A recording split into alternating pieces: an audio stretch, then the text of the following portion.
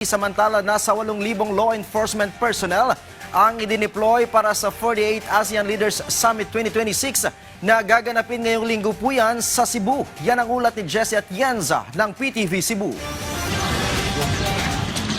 Bago pa man nagtungo sa kanya-kanyang mga deployment, pinagsama at binasbasa ng nasa mahigit 8,000 mga law enforcement personnel sa Mactan Shrine para sa opisyal na send-off ceremony na pinangunahan mismo ni PNP Chief Police General Melencio Nartates Jr. kasama mga opisyal mula sa iba't ibang government agencies at mga LGU. Iisa lang ang mandato ng lahat, tiyakin ang pagpapatupad ng mahigpit na seguridad para sa makasaysayang pagdaraos ng ASEAN Leaders Summit sa lungsod ng Lapu-Lapu. We don't have any threats so far na nakita since the start of the preparation.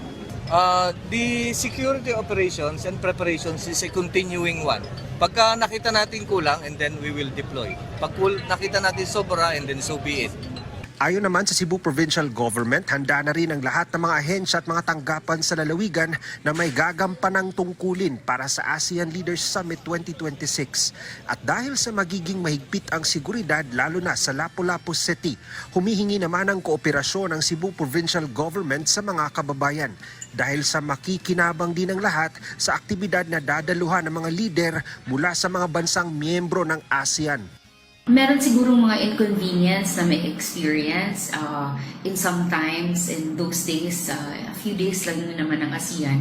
For example, in traffic, when the leaders would be transferring from where they're billeted to the Mactan Newtown area, or from, let's say, the airport to the hotels.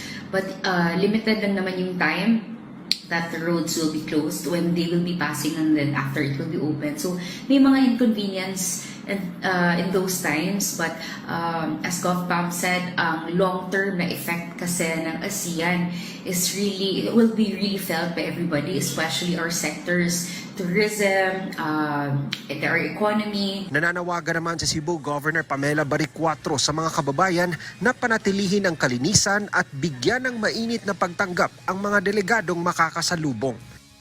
Let's keep Cebu clean in the duration, and of course after ASEAN as well, no? Because it's good for the environment. And this is a momentous event. Cebu being featured of all the 82 provinces, no? Kitay na pilian.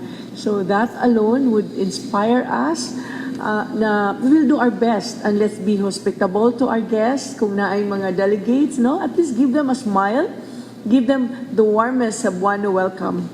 Mula sa PTV Cebu, Jesse Atienza para sa Pambansang TV sa Bagong Pilipinas.